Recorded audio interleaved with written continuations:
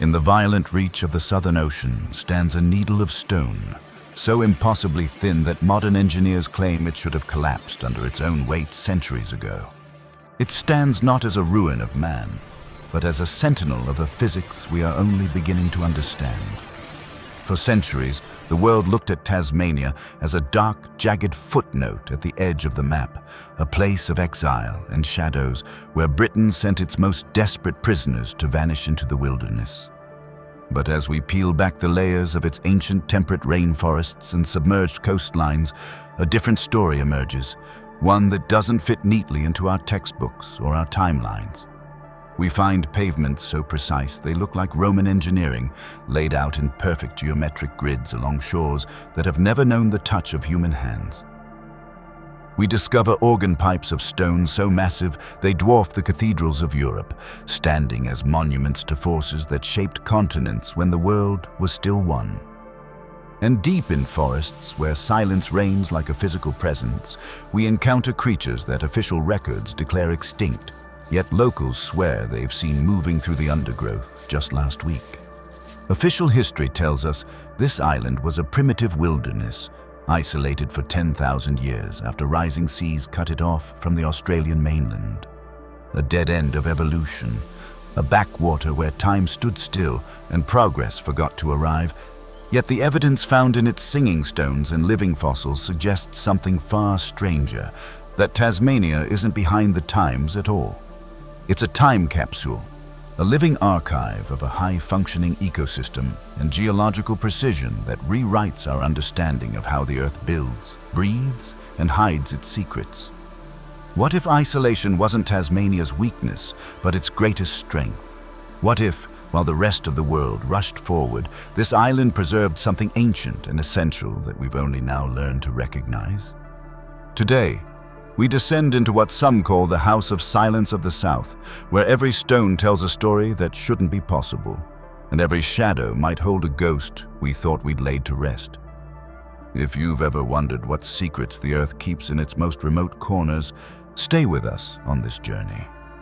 And if this kind of deep exploration speaks to you, subscribe, because we're just getting started. And the mysteries ahead will challenge everything you thought you knew about the natural world. Our journey begins at the edge of a 300-meter cliff where a geological freak of nature stands alone against the fury of the Southern Ocean. They call it the Totem Pole, and the name doesn't begin to capture its impossibility. 65 meters of boulders of dolerite stone, reaching toward the sky like an accusing finger, barely 4 meters wide at its base. To stand before it is to feel the laws of physics bend around you, to watch something that by all rights should have crumbled into the waves centuries ago continue its silent defiance of gravity and time. The numbers alone tell a story that engineers struggle to accept. The height-to-width ratio exceeds what modern building codes would allow for a man-made structure without extensive internal reinforcement. The constant battering of Southern Ocean swells, some of the most violent seas on Earth, should have undermined its foundation generations ago. The salt spray, the freeze-thaw cycles, the relentless wind that screams through this channel like a living thing, all of it should have reduced this pillar to rubble long before European eyes ever found it. Yet it stands, and it does more than stand. It sings. Local climbers who've made the death-defying ascent up its nearly vertical face report something extraordinary. When the wind hits the pillar at certain angles, the entire structure begins to vibrate at a specific frequency, a deep, almost subsonic hum that you feel in your chest before you hear it with your ears.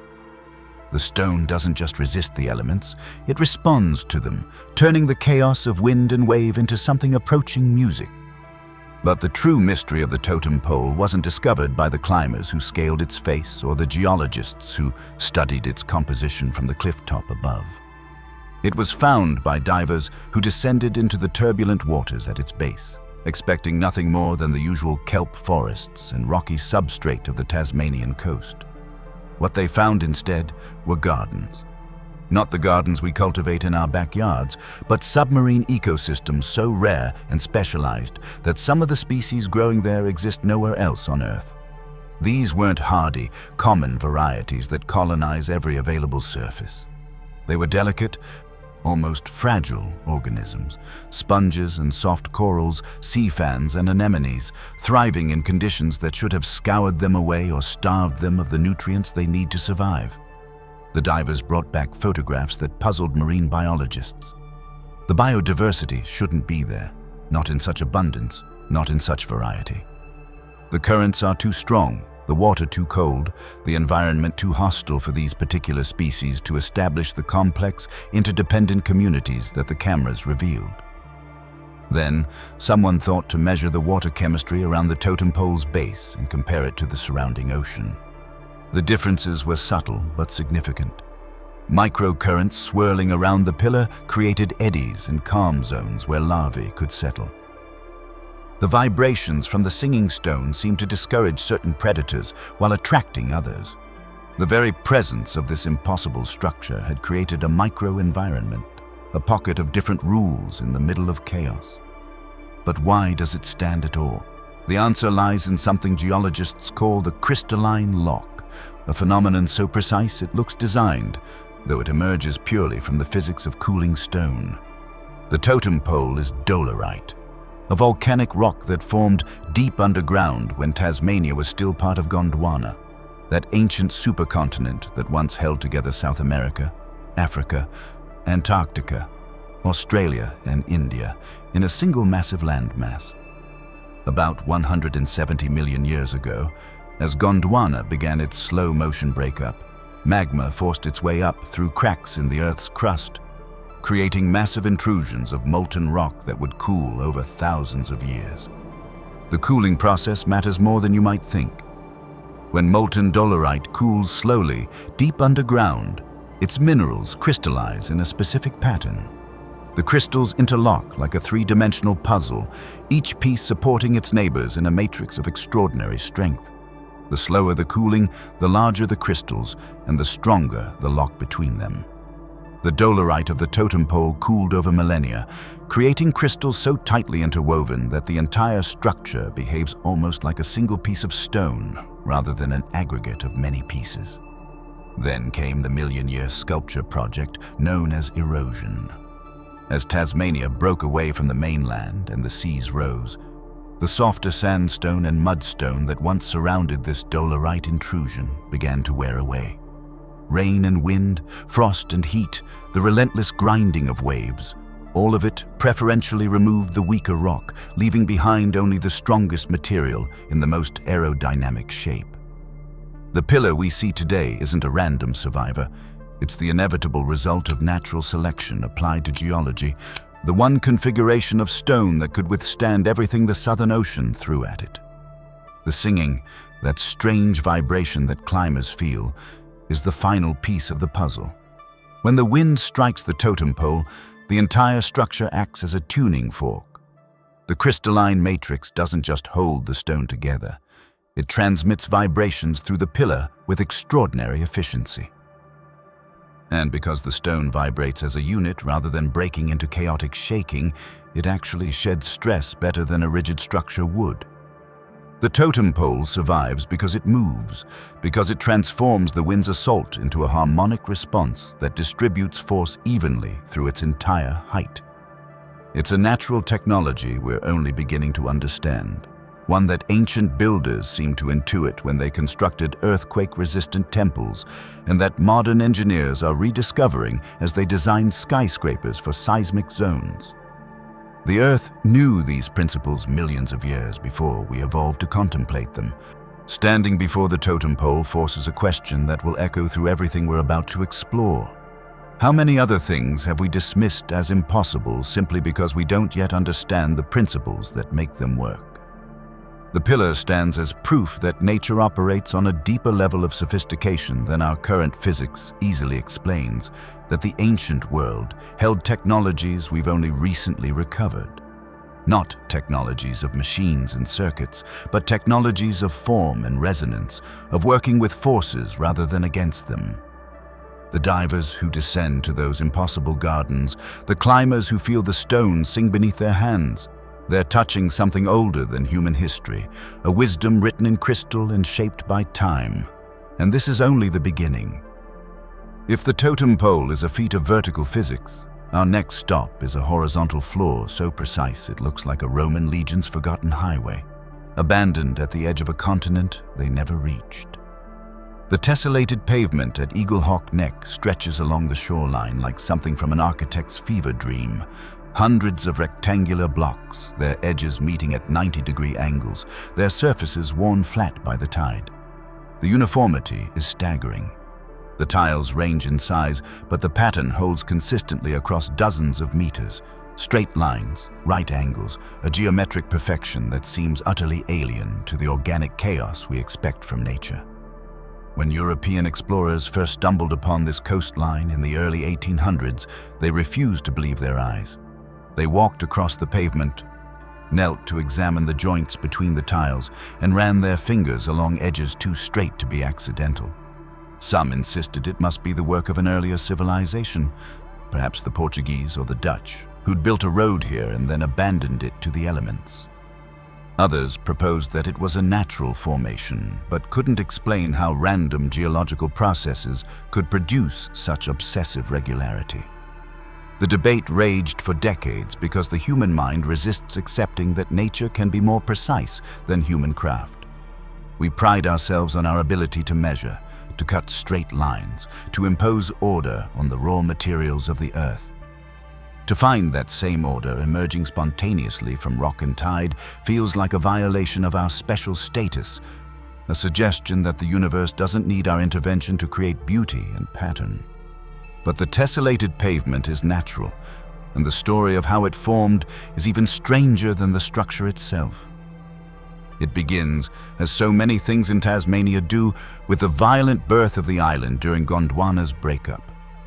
The rock here is siltstone, formed from compressed sediment laid down in shallow seas hundreds of millions of years ago.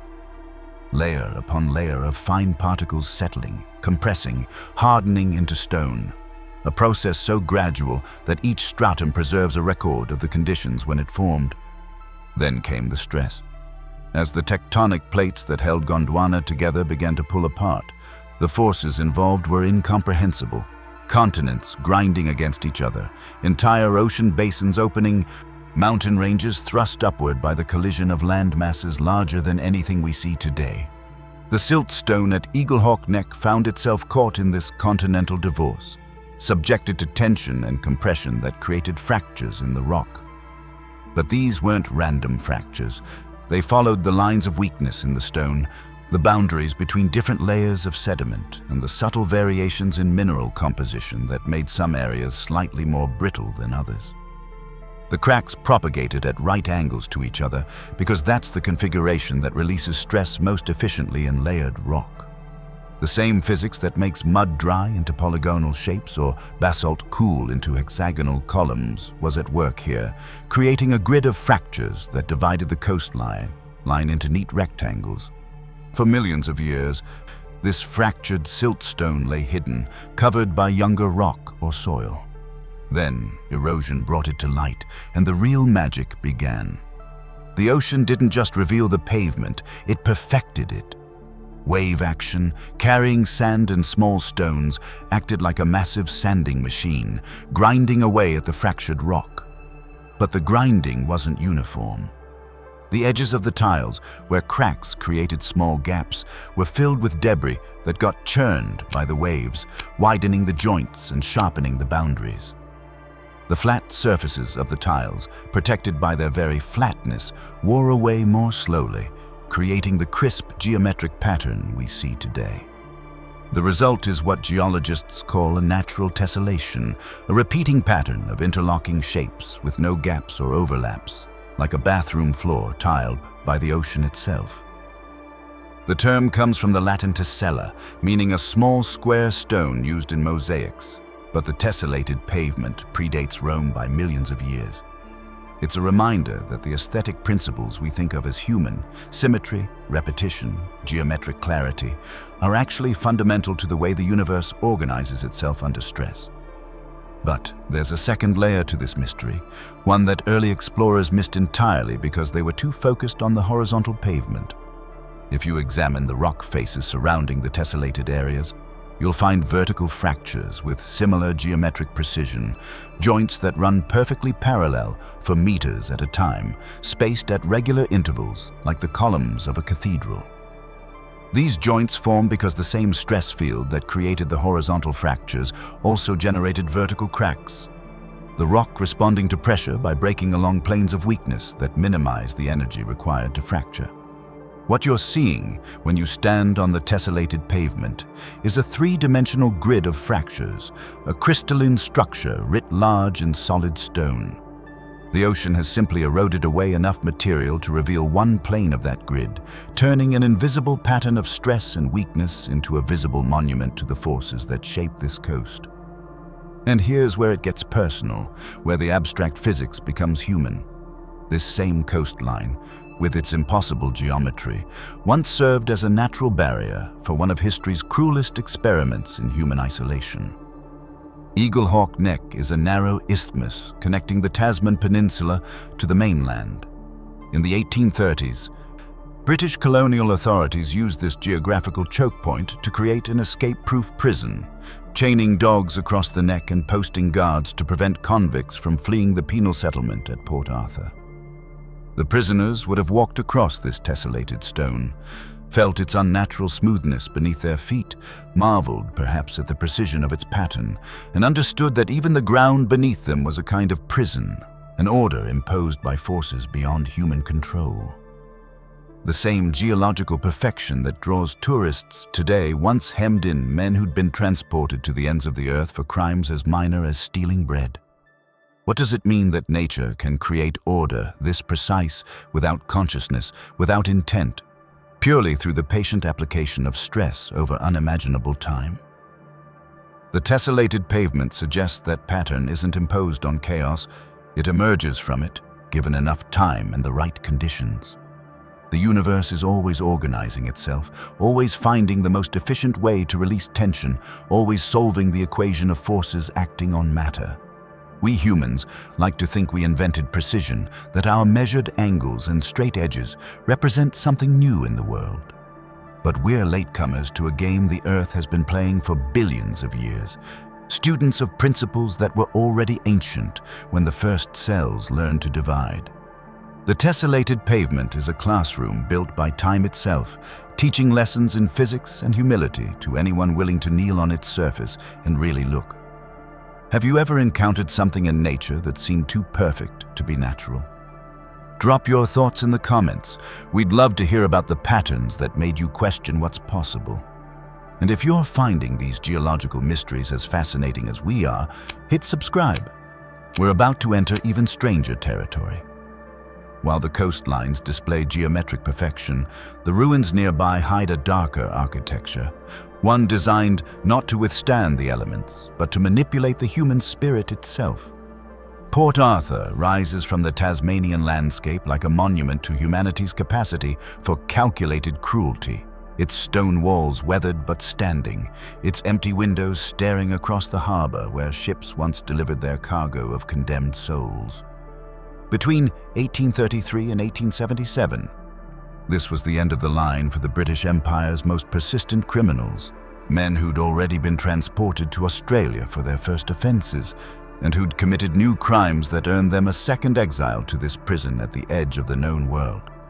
But Port Arthur wasn't just a prison, it was a laboratory, an experiment in what we might now call social engineering or psychological warfare. The authorities who designed it believed they could reform criminals through a carefully calibrated system of isolation, silence, and constant surveillance. Principles that sound almost modern in their assumptions about behavior modification and the malleability of the human mind. The centerpiece of this experiment was the separate prison, a building that still stands despite fire and time, its thick walls containing dozens of individual cells designed for total sensory deprivation. Prisoners held here lived in absolute silence, forbidden to speak or even to see each other's faces. They wore hoods when they left their cells, moved through the corridors like ghosts, and attended chapel in individual wooden stalls that prevented any visual contact with fellow inmates. The theory borrowed from American penitentiaries of the era, was that isolation would force men to confront their sins, that silence would lead to reflection, and that reflection would produce repentance. The reality was madness. Records from Port Arthur's medical offices document a horrifying catalogue of psychological breakdowns. Men who'd survived the brutality of British prisons and the hellish voyage to Australia crumbled within months in the separate prison. They talked to walls, screamed at visions, beat their heads against stone until they bled. Some retreated so far into themselves that they stopped responding to external stimuli entirely, sitting motionless for hours in a catatonic state that doctors of the era had no framework to understand or treat. The prison's response to mental illness was an asylum built on site, a building within a building where broken minds were warehoused alongside broken bodies.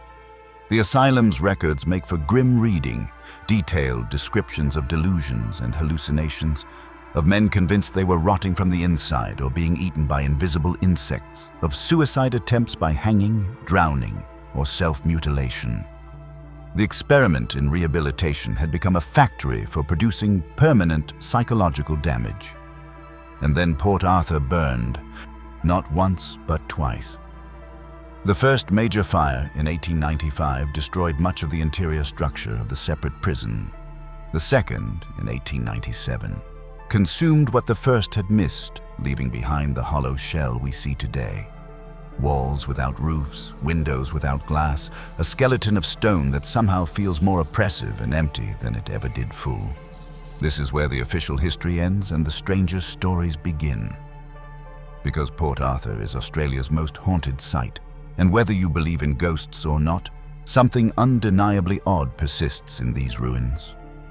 Visitors report consistent phenomena across decades of accounts.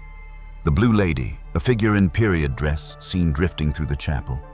Unexplained cold spots in cells that should be the same temperature as the surrounding structure.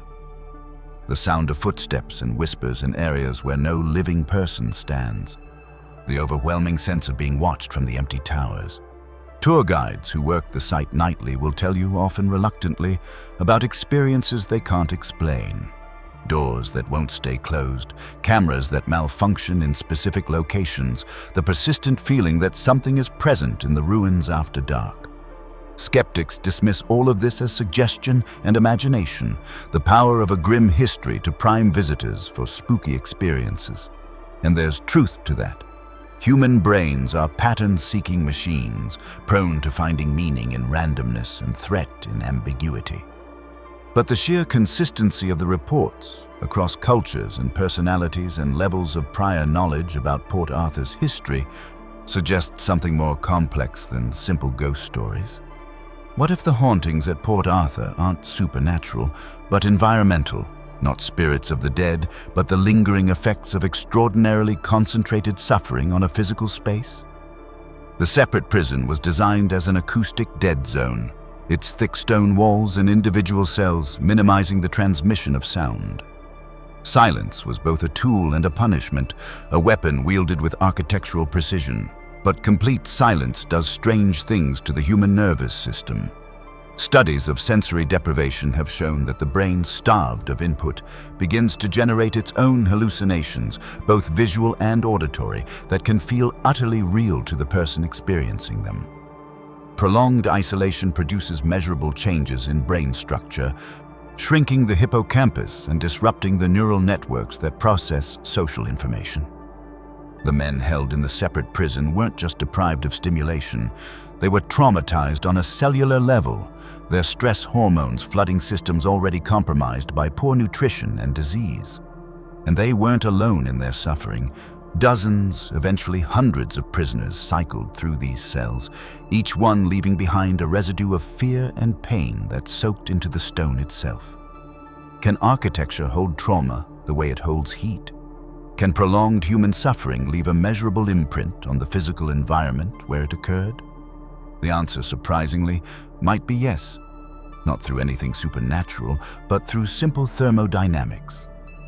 The stone walls of Port Arthur absorbed heat from thousands of bodies over decades of operation, then lost that heat when the buildings were abandoned. The rate of heat loss varies depending on a building's thermal mass, its exposure to wind and weather, and its internal structure. The result is subtle temperature variations that persist long after the original heat source is gone. What some researchers call thermal ghosts, pockets of slightly warmer or cooler air that move through ruins according to patterns set in motion generations ago. Cold spots in abandoned buildings might simply be areas where thermal mass and airflow create stable pockets of cooler air. But to a visitor walking through Port Arthur's separate prison, already primed by its history, already unconsciously picking up on the oppressive architecture and the acoustic dead zones, that cold spot becomes something more. Evidence of presence, proof that the suffering that happened here left a mark we can still feel. This is psychological engineering of a different sort. Not the deliberate manipulation practiced by Port Arthur's wardens, but the accidental architecture of memory, the way spaces can hold and transmit emotional information across time through purely physical means. The ruins are a record not just of what was built here, but of what was felt here, a monument to pain that continues to broadcast its message to anyone sensitive enough to receive it. We don't need to believe in ghosts to acknowledge that Port Arthur is haunted. We only need to recognize that trauma, like heat, leaves traces, and that some places are built to hold those traces longer than others. Leaving the silence of the prison, we climb 1,200 meters to a mountain peak where the giants left behind a stone pipe organ that dominates the sky. Or so the old stories claim. Mount Wellington towers over Hobart, Tasmania's capital, a brooding presence visible from almost anywhere in the city. On clear days, its summit offers views across the Derwent River and out to the Tasman Sea. On the far more common grey days, clouds wrap the peak like a shroud, hiding everything above 900 meters in a cold, wet obscurity that locals have learned to navigate by feel as much as sight. But it's not the view that draws geologists and tourists alike to make the winding drive up the mountain's flank. It's what waits near the summit, a formation called the organ pipes. Massive columns of dolerite standing in such a perfect hexagonal array that early visitors couldn't believe they were natural. The columns rise up to 300 meters from the mountainside, each one a near-perfect hexagon in cross-section. Their surfaces weathered, but their edges still sharp enough to trace with a finger. They stand shoulder to shoulder like the pipes of some impossible instrument, their scale so overwhelming that photographs fail to capture it. You need a human figure for reference to understand that what looks like an interesting rock formation is actually a cliff face of geometric stones, each column wider than a person and taller than most buildings. The myths grew quickly. Local Aboriginal peoples, who'd lived in Tasmania for 40,000 years before European arrival, had their own stories about the mountain, stories of ancestral beings and creation events that colonizers dismissed as primitive superstition. European settlers, lacking those cultural frameworks, invented their own narratives. Ancient civilizations, lost races of giants, the ruins of temples built before the flood. The precision of the columns fed these stories because surely random geological processes couldn't produce such obsessive regularity. They could, and they did. But the processes involved were anything but random. The organ pipes are the same rock as the Totem Pole, dolerite formed from slow-cooling magma during Gondwana's breakup. But where the Totem Pole formed deep underground, hidden from view until erosion revealed it, the organ pipes tell a different story, one of magma rising through cracks in the Earth's crust and cooling just beneath the surface, close enough to be exposed relatively quickly by the grinding work of ice and water. About 180 million years ago, as the supercontinent began pulling itself apart, molten rock forced its way upward through fractures in the older rocks that would become Tasmania. This wasn't a volcanic eruption, no lava flows, no explosive release of pressure. Instead, the magma filled underground chambers and cracks, creating what geologists call sills and dikes, horizontal and vertical sheets of molten rock that would cool over thousands of years into solid stone. The cooling is everything, because it's in cooling that dolerite reveals its true nature. As magma cools, it contracts, the same principle that makes hot metal shrink as it reaches room temperature. But molten rock doesn't cool evenly. The outside, exposed to cooler surrounding rock, solidifies first, creating a shell. The inside remains liquid longer, continuing to contract as it cools. The result is stress, tension between the solid outer layer and the still cooling interior, building up until the rock has no choice but to crack. But it doesn't crack randomly. It cracks in the pattern that most efficiently releases the built-up stress, and in cooling dolerite, that pattern is hexagonal columns perpendicular to the cooling surface. Why hexagons? The mathematics involves minimizing the surface area of cracks while maximizing the stress relief they provide. But the intuitive answer is simpler. Hexagons are the most efficient way to divide a two-dimensional surface into equal areas with the least total boundary length. Bees know this, which is why honeycomb uses hexagonal cells. Soap bubbles pressed together form hexagonal faces for the same reason. The universe, given stress and the freedom to crack, will choose hexagons almost every time. On Mount Wellington, the magma cooled from multiple directions, from the top, where it contacted cooler overlying rock, and from the sides, where it pressed against the walls of its chamber. The result was columns that grew perpendicular to these cooling surfaces, vertical where the top cooled first, angled where the sides contributed to the cooling pattern. As erosion wore away the overlying rock over millions of years, these columns were revealed, standing like organ pipes because the same processes that formed them also made them resistant to weathering. The scale of the organ pipes, the sheer size of individual columns, tells us something about the cooling rate. Larger columns form when magma cools more slowly, giving crystals more time to grow and stress patterns more time to organize before the crack propagates. The columns on Mount Wellington are among the largest in the world, suggesting that this particular intrusion of magma cooled over thousands of years, deep enough to be insulated from rapid temperature changes, but not so deep that it never reached the surface. It's the same physics as the Giant's Causeway in Northern Ireland, the Devil's Postpile in California, and columnar basalt formations around the world. But Tasmania's examples preserve the process on a scale that rivals any on Earth. Standing before the organ pipes is standing before evidence of the raw power contained in Gondwana's breakup. The sheer volume of molten rock involved in tearing a supercontinent apart and reassembling its pieces into the modern configuration of continents and oceans.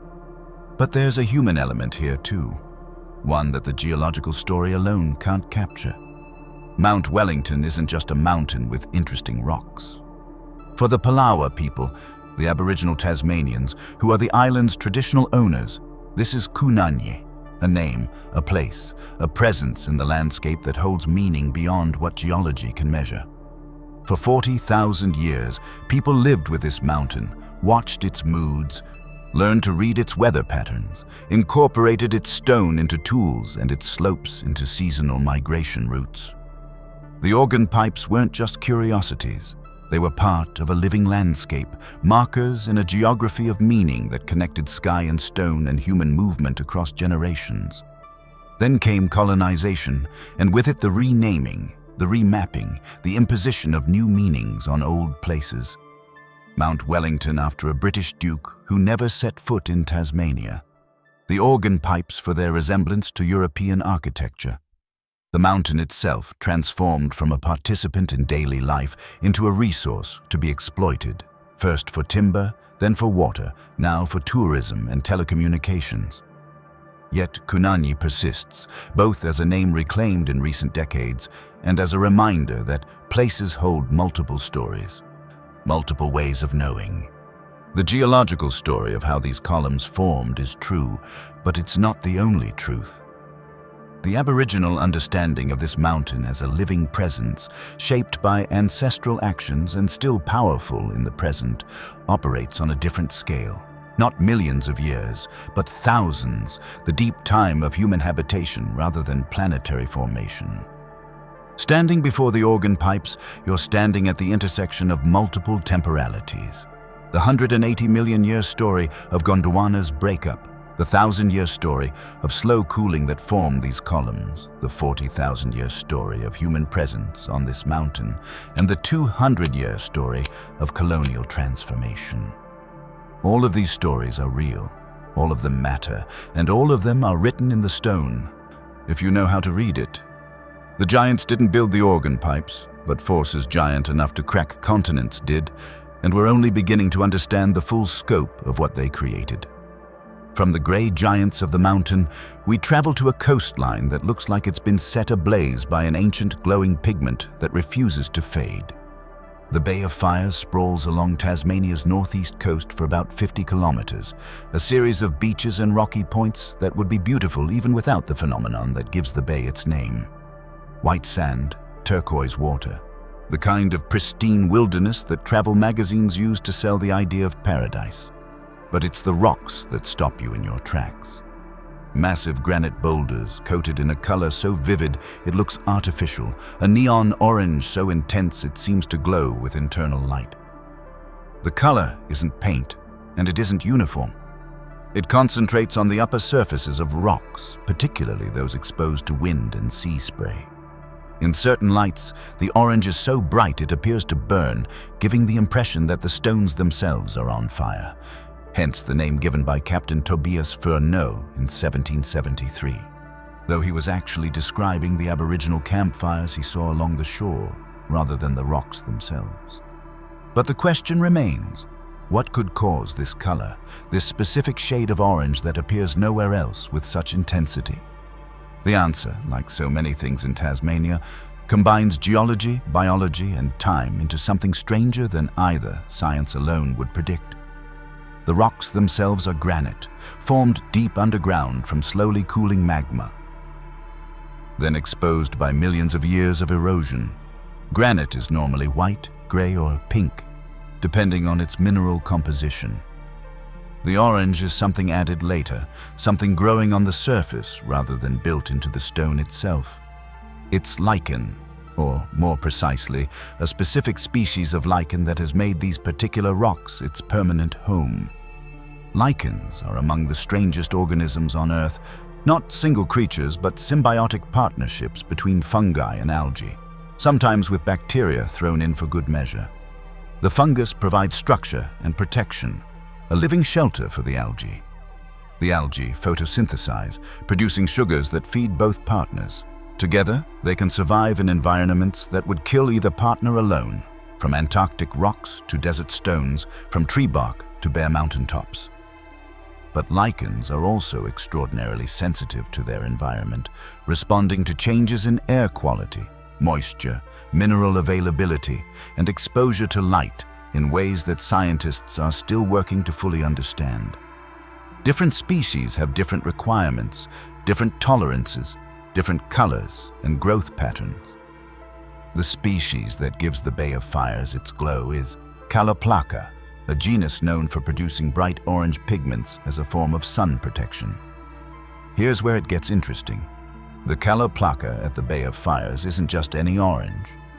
Chemical analysis reveals pigments so concentrated, so specific in their structure, that they suggest this lichen isn't just surviving here, it's thriving, producing these compounds in response to something in the environment that it can't get anywhere else. That something appears to be the sea spray itself, specifically the minerals and nutrients carried in the mist that blows off the Tasman Sea. The ocean here is rich in iron and other trace elements, dissolved from rocks on the seafloor and carried to the surface by currents and upwelling. When this mineral-rich spray settles on the granite boulders, it creates a microenvironment perfect for Caloplaca. Enough moisture to keep the lichen alive, enough minerals to feed its biological processes, enough salt to discourage competitors that might otherwise overgrow it. The lichen responds by producing extraordinary amounts of orange pigment, far more than it would need for simple sun protection. It's as if the organism is celebrating its perfect habitat, broadcasting its success in color visible from kilometers away. And because lichens grow incredibly slowly, often just a few millimeters per year, the brilliant orange colonies we see today represent centuries, possibly millennia, of continuous growth and pigment production. This creates something approaching a biological sensor, an organism so finely tuned to its environment that any change in sea spray composition, air quality, or climate patterns would alter its growth or color. Scientists studying the lichen have suggested it could serve as a natural monitor for ocean health, its pigment intensity reflecting the mineral richness of the sea in ways that instruments might miss. But there's a darker note to this story, one that connects the rocks to human history in ways that no one expected.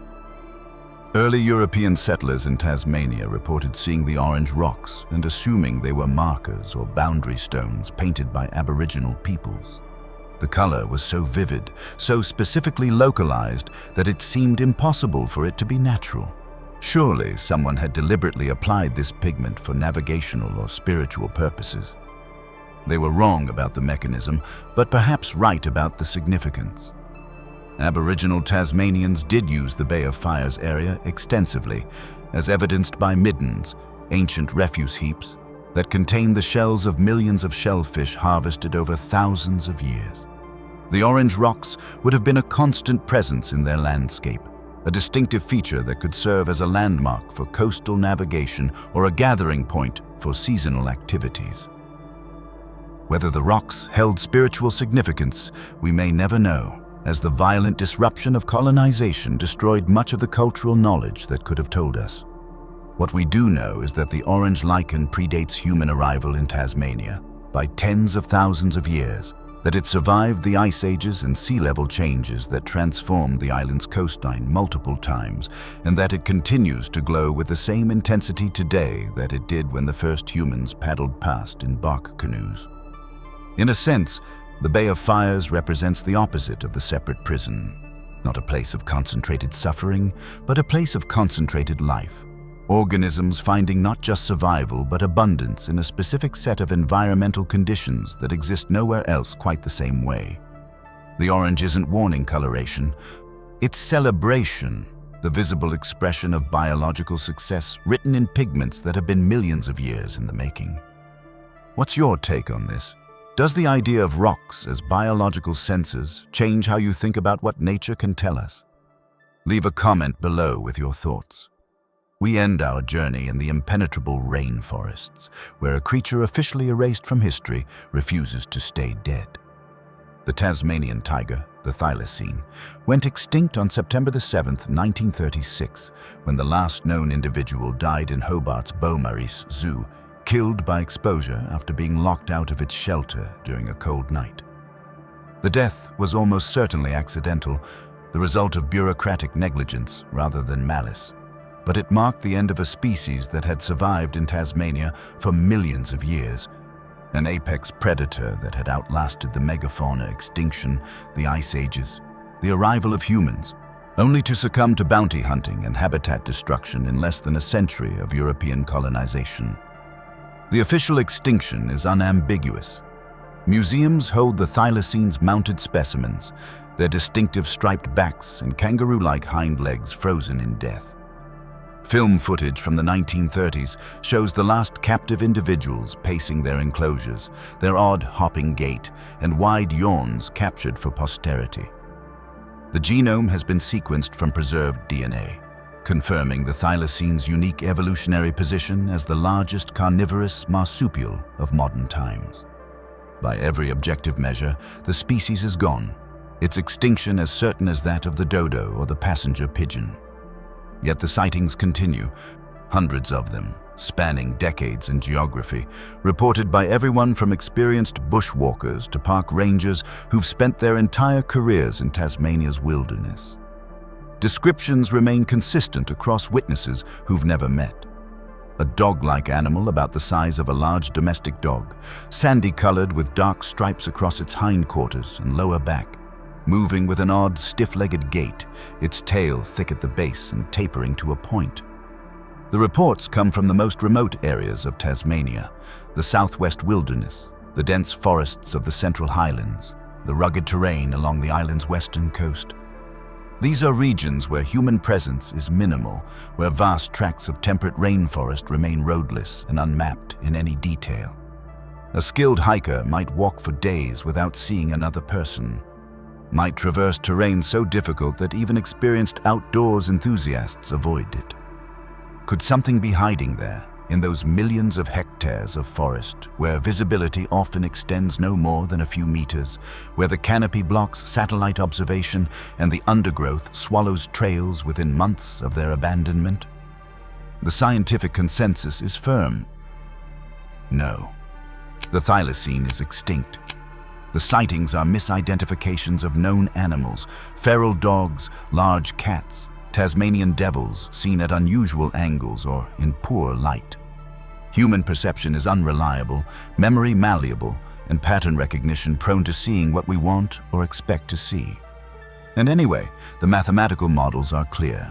A viable breeding population would require at least 50 to 100 individuals at minimum. Realistically, several hundred to maintain genetic diversity.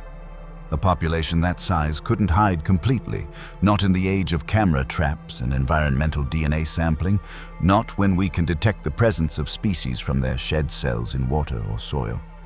And yet the sightings persist, and some of them are troubling. Park rangers, people who spend their working lives in the bush, who can identify every mammal species in Tasmania at a glance, report seeing animals that don't match anything in the known fauna. Photographs emerge, always blurry or at great distance, but showing animals with the right proportions, the right posture. Videos surface online, showing something moving through underbrush with that distinctive stiff gait before vanishing into the forest. In 2016, researchers found what they claimed were thylacine tracks in remote northwestern Tasmania. Prints showing the right size and shape, with claw marks consistent with the species. The prints appeared in an area rarely visited by humans, in mud soft enough to preserve detail, but firm enough to prevent distortion. Analysis suggested they were recent, within days rather than weeks old. The scientific establishment dismissed them as misidentified dog prints or hoaxes, because the alternative, that a breeding population of thylacines had persisted undetected for 80 years, was too improbable to seriously consider. But probability isn't the same as impossibility, and Tasmania has a documented history of species persisting in remnant populations long after they were thought extinct.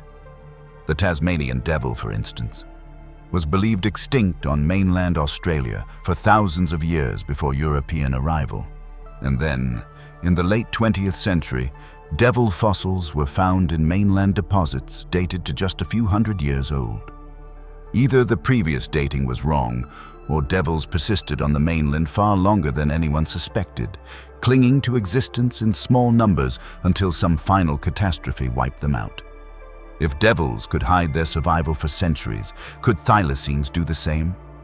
The species was notoriously shy even when common, avoiding human contact, hunting at dawn and dusk rather than in full daylight. Its cryptic coloration and preference for dense cover made it difficult to spot even when actively searching. And Tasmania's wilderness, particularly the southwest, offers millions of hectares of habitat difficult for humans to access and impossible to systematically survey. The concept scientists use here is called the Lazarus effect, named for the biblical figure raised from the dead. In biology, a Lazarus taxon is a species that disappears from the fossil or observed record, then reappears later, having persisted undetected in some refuge where conditions allowed survival, but discovery was unlikely.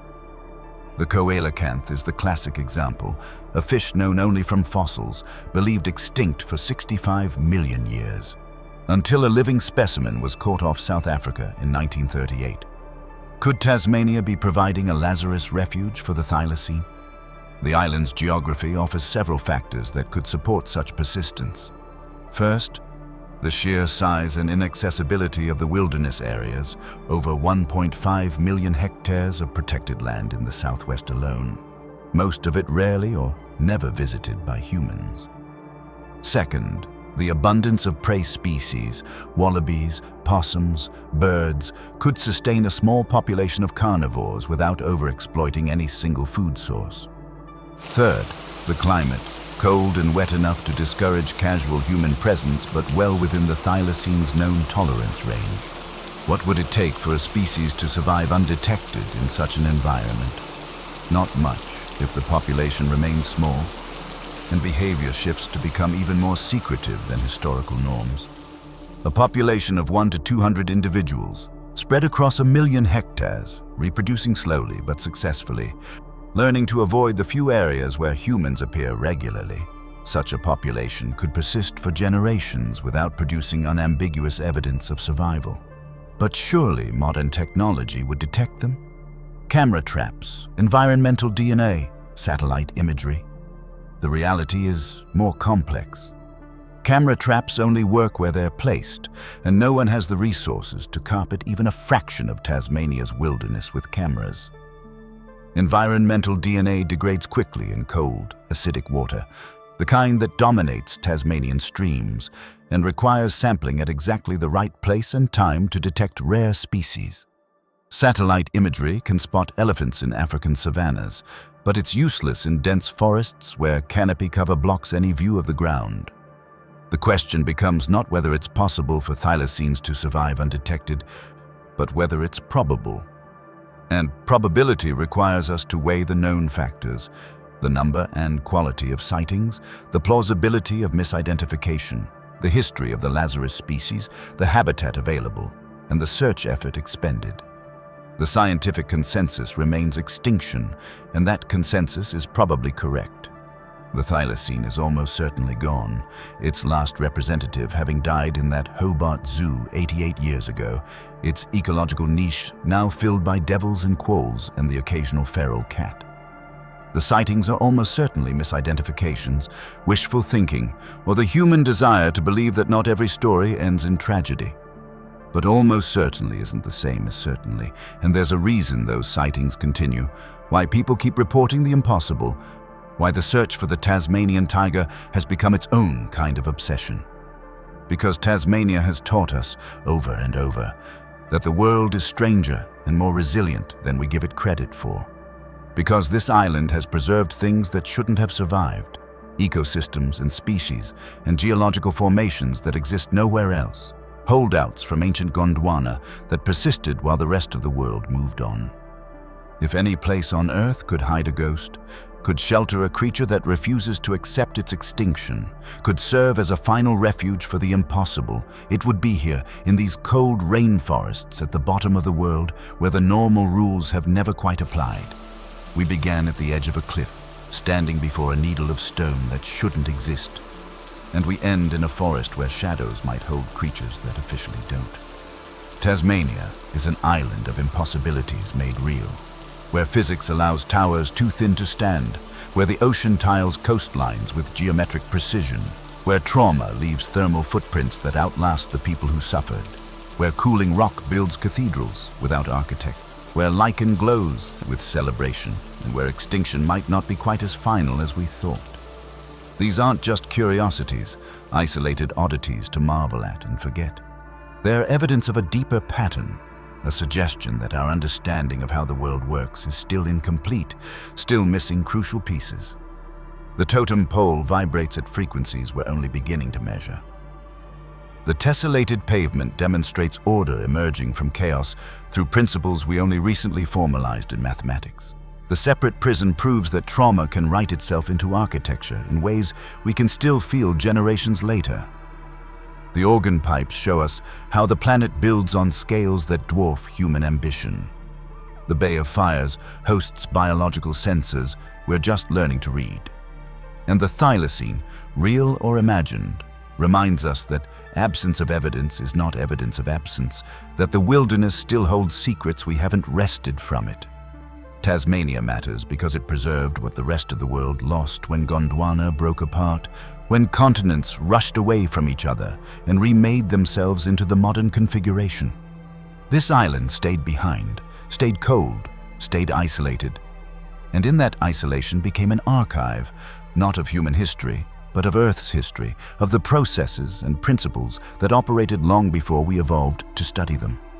The crystalline lock of the dolerite, the stress fractures of the siltstone, the thermal memory of the prison stone, the columnar jointing of the magma, the biological amplification of the lichen, the possible persistence of the extinct, all of these teach the same lesson. The world is more sophisticated than our current understanding, operating on deeper principles than our current physics easily explains, holding possibilities we've dismissed as impossible simply because we don't yet understand the rules that make them real. This is why we explore, not just to catalog the strange and beautiful, but to recognize in that strangeness evidence of patterns we've missed, principles we haven't grasped, possibilities we've prematurely foreclosed. Tasmania isn't rewriting human history. It's revealing that human history is only one thin layer on top of a much deeper, stranger, more extraordinary story that this planet has been telling for billions of years. The question isn't whether Tasmania holds secrets. The question is whether we're ready to learn from them, to let go of our certainties and embrace the implications of what we find when we look closely at the impossible and discover it's real. What do you think we're still missing? What other impossibilities might be hiding in plain sight? Share your thoughts in the comments below. We read every one, and your insights often spark our next deep dive. And if you found this journey into Tasmania's mysteries as mind-bending as we did, subscribe and turn on notifications. Because the planet is full of places that refuse to fit our categories, full of evidence that the world is stranger and more wonderful than we allow ourselves to believe. And we're just getting started exploring them.